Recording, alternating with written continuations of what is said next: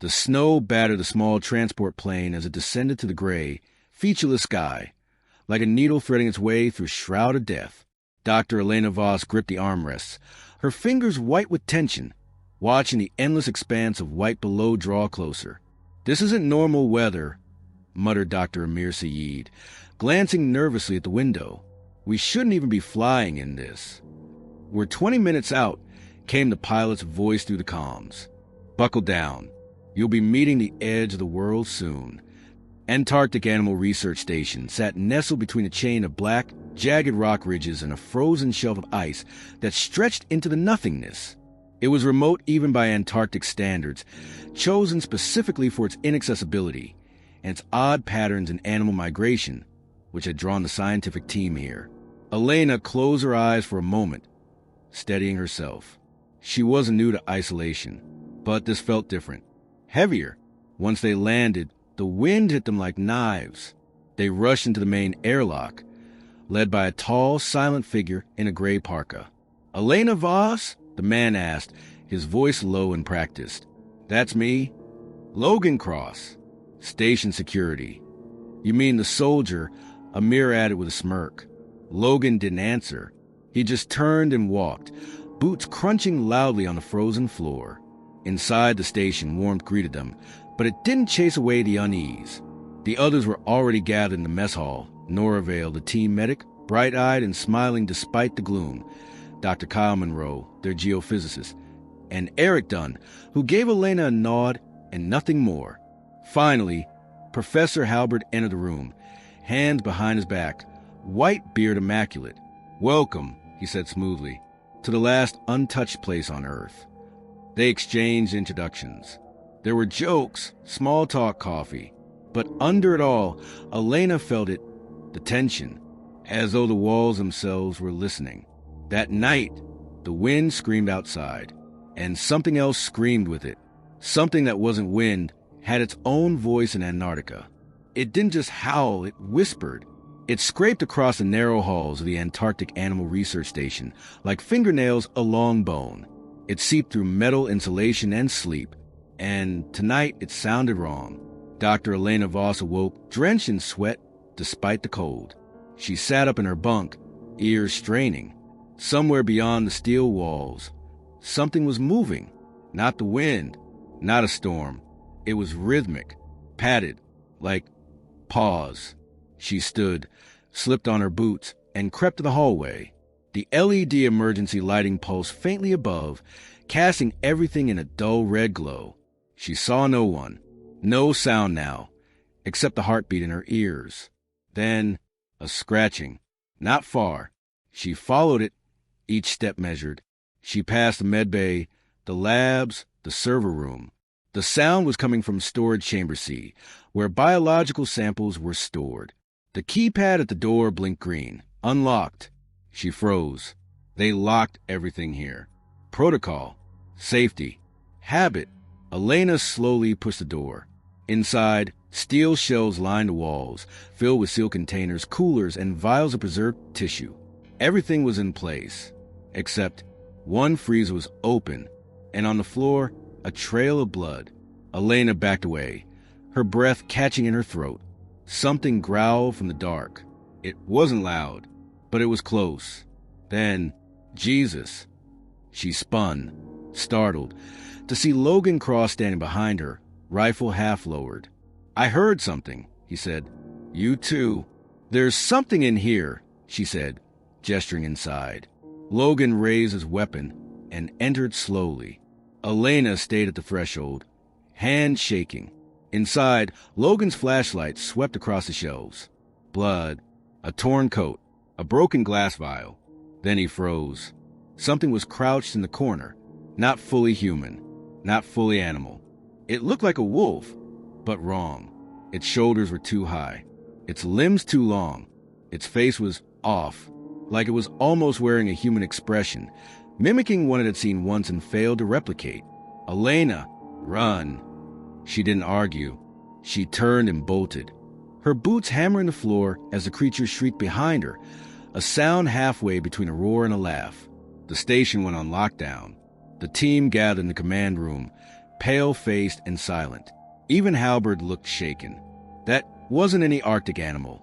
Amir said, "I don't care what mutation theory you want to throw at it. That thing was not natural. Are you sure it wasn't a hallucination?" Kyle asked, "Toxic spores, maybe? From the ice." Logan interrupted. "It was real. I hit it. Twice. Didn't even flinch." Nora looked up from her med tablet. "There's blood in the sample storage. I took a swab. It's strange." "How strange?" Elena asked. "It's not entirely mammalian, but it's also not entirely non-mammalian. It has structures like a primate, a predator, something fast. But the synaptic tissue it's developed. Smart." Eric Dunn, who had said nothing, finally spoke. "I saw it 2 nights ago." All eyes turned to him. It was on the ridge, watching the station. "I thought I imagined it. Or that was a bear." "There are no bears in Antarctica," Halbert said quietly. "Exactly," Eric said. A silence hung in the room like fog. Then Halbert stood. "We follow containment protocols. We avoid all external contact after dark. Logan, you and Elena will review the surveillance feeds." Elena nodded. "And the creature?" Halbert's voice dropped. "We observe. If we engage, we risk provoking more." "More?" Amir echoed. "There are more of them?" But Halbert didn't answer. Instead, he turned and walked out of the room.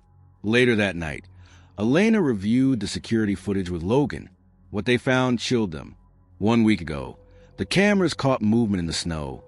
Shapes crawling toward the base during a whiteout, on all fours, moving like animals, but too coordinated. Their forms flickered in and out of fog like ghosts.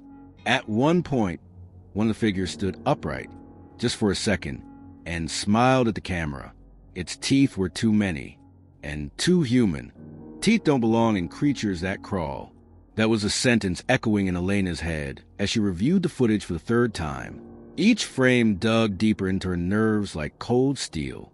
The figure on the screen wasn't just mimicking posture. It was mimicking intention. That wasn't survival. That was a message. Beside her, Logan sat stone-faced, jaw tense. He hadn't said much since they started rewatching the night feeds. He didn't have to. Elena could feel the shift in his demeanor. This wasn't just a threat. It was familiar to him. She finally broke the silence. "You've seen something like this before, haven't you?" He didn't look at her.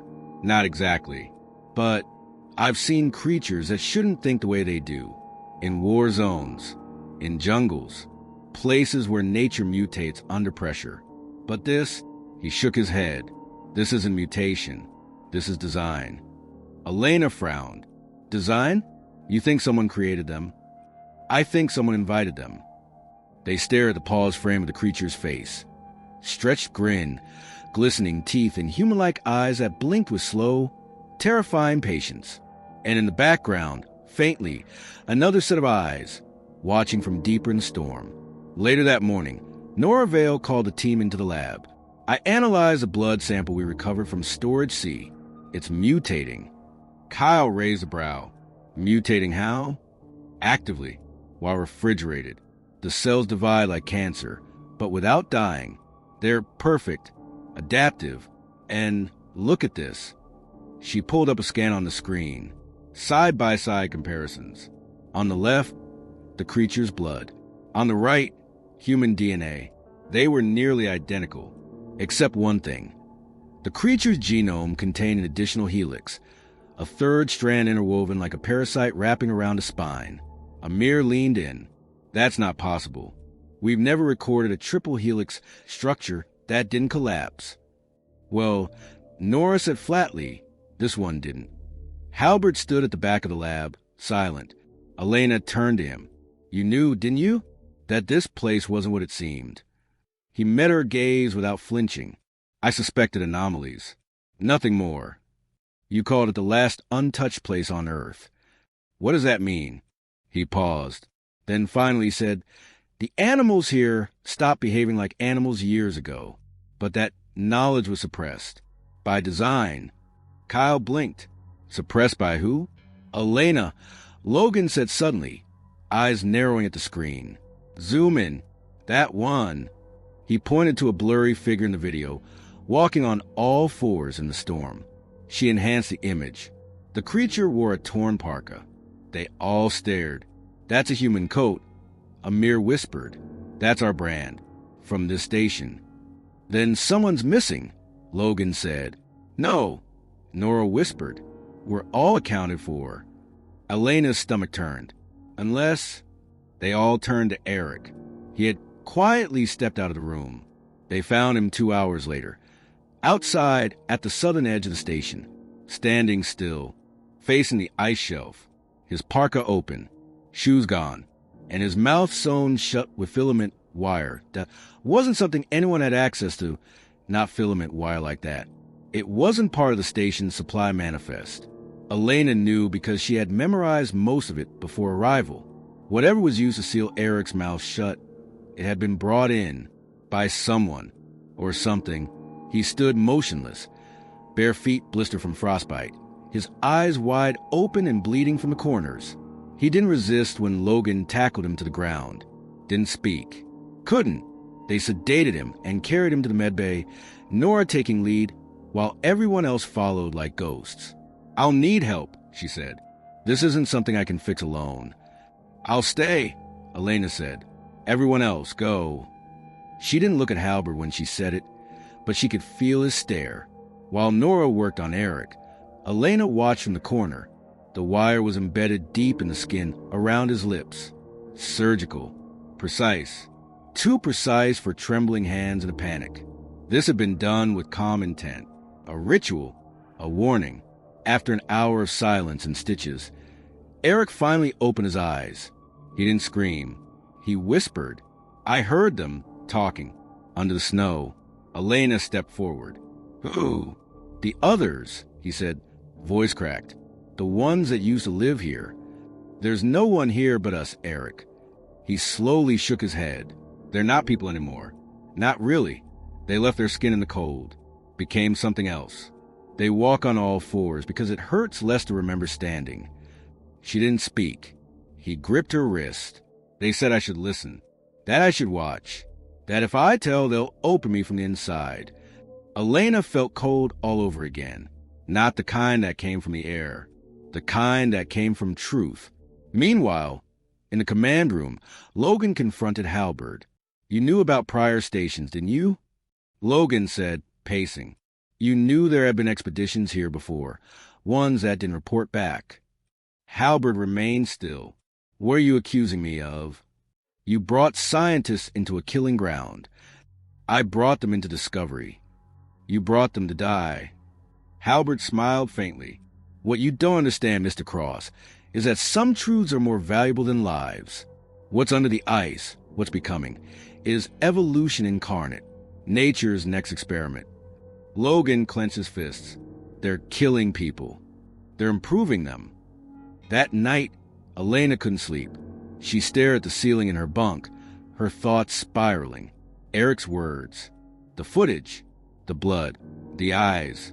Then a sound broke the silence. Not footsteps. Not wind. But a soft, rhythmic clicking. She grabbed her coat and a flashlight and stepped into the corridor. The clicking led her toward Lab 3, where Nora stored the biological samples. The door was open. Inside, the light flickered. The freezers were still locked, but something was wrong with the room's smell. It was like burnt copper and meat. She stepped forward and stopped. In the far corner, crouched like a dog, was Kyle Monroe, naked, his skin glistening with sweat, his mouth whispering something into the wall. She turned on the flashlight. Kyle! He turned slowly and smiled, not with recognition, but like something else had borrowed his face. Face twisted into something Elena couldn't define. Not entirely Kyle's, but close enough to trigger something primal in her brain. A recoiling, an instinct screaming, that's not right. Kyle's eyes shimmered unnaturally in the flickering fluorescent light. His smile was wide, too wide, like someone had studied expressions from a textbook and misapplied them. You shouldn't be here, he whispered. Elena's grip tightened around her flashlight. Kyle, what happened to you? He cocked his head, slowly, like a crow inspecting a corpse. You mean before or after the ice showed me? She stepped back. The ice. He rose to his feet, jerky, uncoordinated, as if in use of the body he wore. It talks, Elena. Underneath. Beneath all this white, there are bones. Frozen, whispering bones. And they know your name. Elena turned and ran. She sprinted down the hall, every hair on her body standing on end. Behind her, bare feet slapped against metal. She reached the emergency seal and hit the switch. Steel doors slammed shut just as Kyle's face appeared in the viewport, expression slack and almost curious. An hour later, Logan and Halbert stood with her outside Lab 3. You're saying he wasn't himself, Halbert said. I'm saying something was inside him, or with him. He talked about voices in the ice, bones that know our names. Halbert was silent, unreadable. Logan shook his head. This isn't madness. It's infection. Some kind of psychotropic agent. Maybe viral. Maybe worse. We need to test him, Elena insisted. Halbert finally nodded. Agreed. I'll prepare containment. Logan turned to Elena. You're sure you didn't imagine this? It wasn't fear? Stress. She looked him straight in the eye. No, that was not the man we flew in with. They sedated Kyle. He screamed as they injected him. Not words, but high-pitched whines and gurgling wet sounds, like animals dying underwater. His muscles spasmed. His teeth bled. Nora and Amir worked in tandem, running scans. This isn't neurological degradation, Nora said. His entire nervous system is reorganizing. Amir pointed to the MRI on the screen. Look at that. His spine is changing. The vertebrae are warping, fusing into an arch. Like a quadruped. Like those things we saw on the footage. Elena said. Logan leaned closer. But if Kyle's infected, then how? They all turned to Nora. Her eyes dropped. There was a breach in Lab 3 yesterday, she admitted. One of the preserved samples. The seal carcass. It thawed, and something inside it moved. You didn't report that? Elena snapped. I thought it was contamination, Nora said. I didn't know. You should have told us. Logan barked. Halbert stepped in. Enough. What's done is done. We need solutions, not blame. But Elena wasn't listening anymore. She was staring at the security cam feed of the corridor, where Kyle now stood, awake again, staring straight into the lens, smiling. Then he whispered something, and though there was no sound, they all heard it in their minds. 1 down, 9 to go. That was what Elena wanted to do.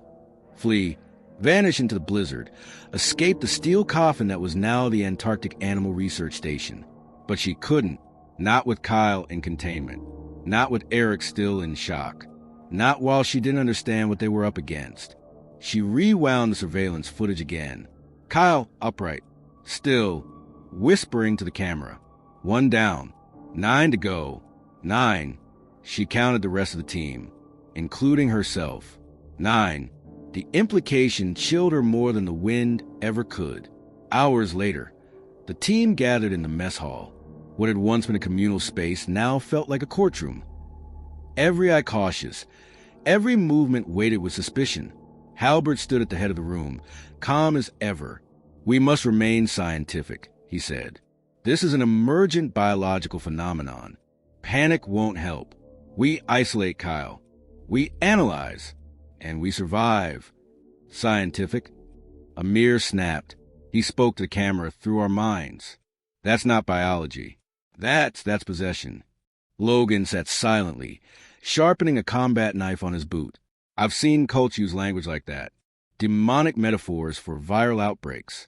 But this, he looked up, eyes grim. This is different. It isn't spreading through contact. It's targeted, like it knows who it wants. And how would it know that? Elena asked, locking eyes with Halbert. No answer. That night, Nora ran blood work on everyone. She drew vials from each team member under sterile protocol. Elena noticed how her hand trembled ever so slightly when she inserted the needle into Halbert's arm. You don't believe it's just a mutation either, do you? Elena asked quietly. Nora glanced at the vial filling with dark crimson.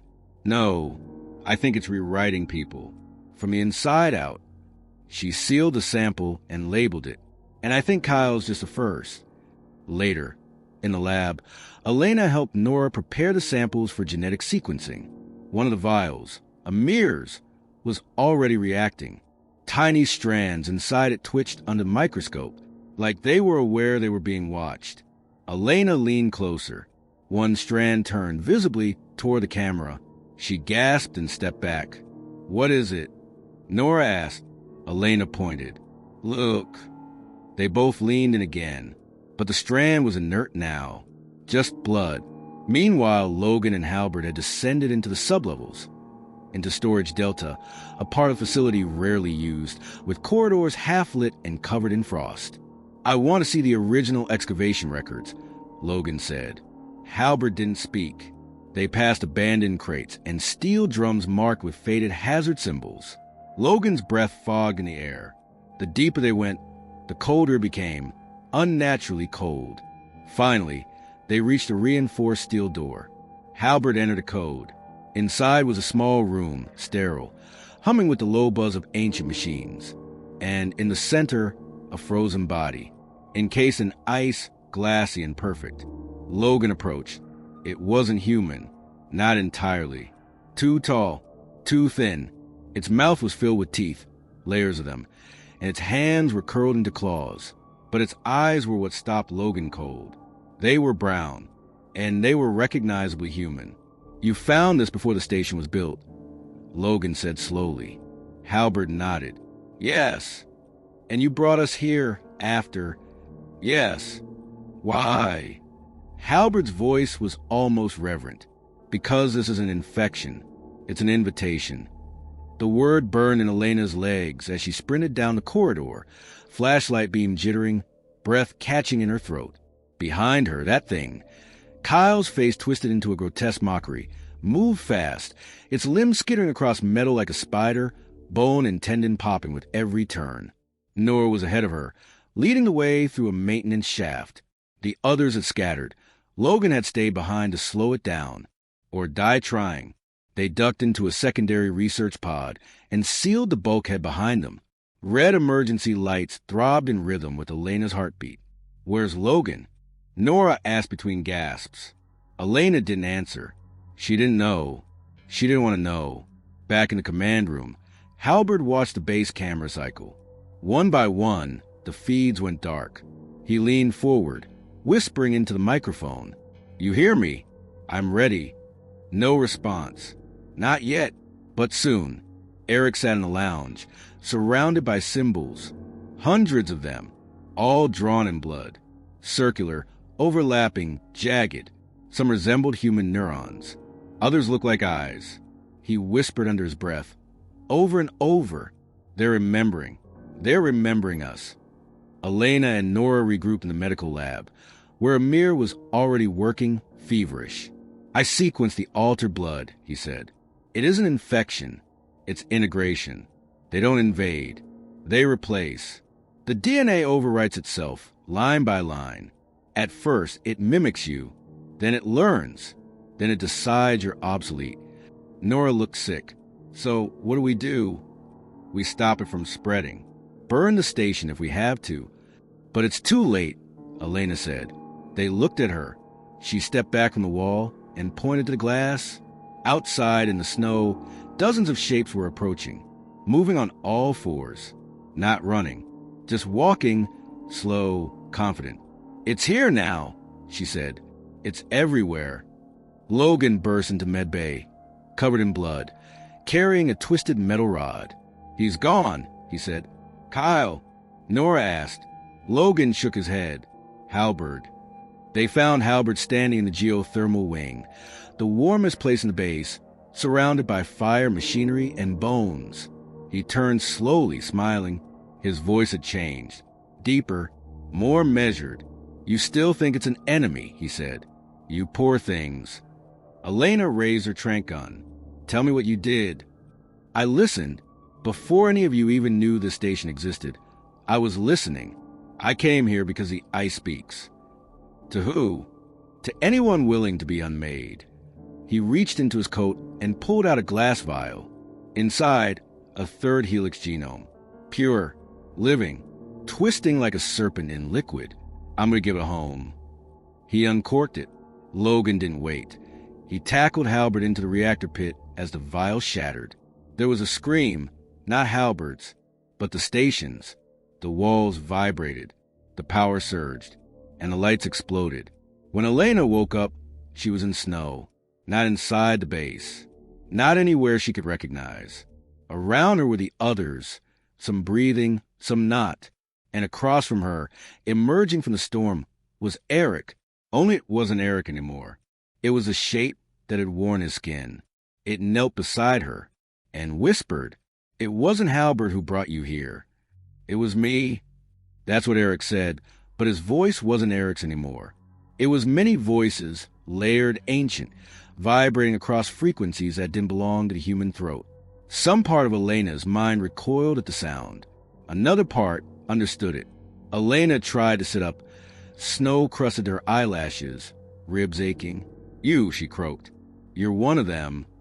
Eric's borrowed smile was slow, patient. "I am the first who remembered, the first who woke.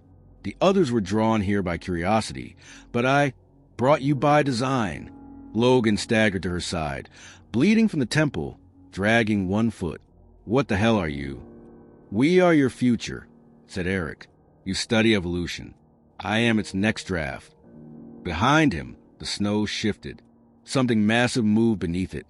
Just under the ice, a ripple like breath in a sleeping beast. The station, the experiments, Halberd, all tools, the creature said through Eric's skin, all scaffolding. We needed the pieces. We needed you to bring them. "Bring what?" Elena demanded, voice rising.